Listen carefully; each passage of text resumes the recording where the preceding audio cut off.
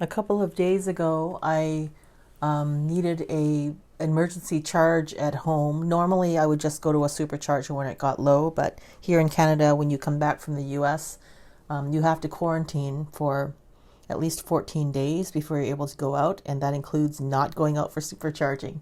And so I was at the very end of my quarantine, but the battery was getting a little lower than for my comfort. So I decided to just do a quick charge.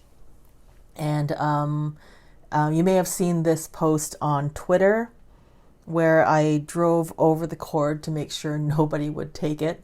I certainly got a lot of feedback about not keeping your extension cord coiled because it could heat up, which is good advice. Uh, Instructions on not to ever use an extension cord, which I think that is a good rule of thumb. This was an emergency. I did have a pretty high gauge wire that I made sure that the cord could handle the kind of amperage and voltage that the Tesla would draw, or the 120 volt outlet that I was using. So thank you very much. That's for all of the criticisms that social media gets. I always appreciate people stepping in and correcting what they see, and doing it very politely in a very instructional way. And so, but this was a really good opportunity for me to look at exactly what kind of energy would draw out of my energy bill, because I never charge at home. And I'm looking forward to having my own place one day where I can do that. And this is the first time where I can see exactly how much it would cost me, or at least thereabouts. So this is my hydroelectric bill in BC. We run on hydroelectric. And this is my daily consumption. And so I live in a small detached home. This is the week leading up. So this big spike right here is when I first plugged in my Tesla into an outlet here at home, because normally I don't do that. So typically each day I'm paying about $1 or just over $1 these days. It is getting a little cooler.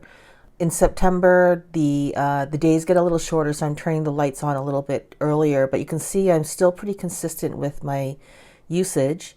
And it's about $1 a day, wafting between just under 9 kilowatts to just over 9 kilowatts. There's 9.5.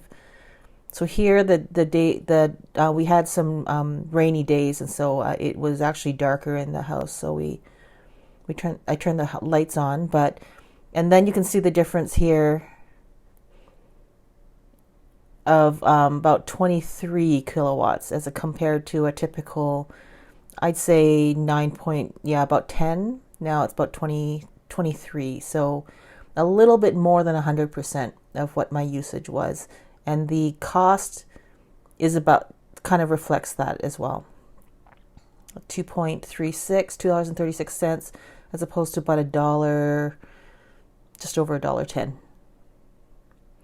So we're looking, if I had to compare with about $1.10, I would say we're looking at about a $1.20 extra charge for what I got was just over 20% in my car in a long range.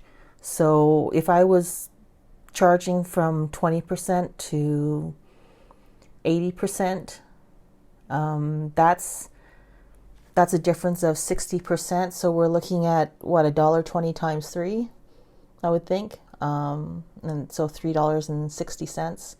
That is way more affordable than supercharging, where I'm paying closer to maybe not quite $10 ever really, but probably between $8 to $10. $3.60 sounds a lot better. So it would be nice to have my own place and be able to just plug in at home. That's for sure.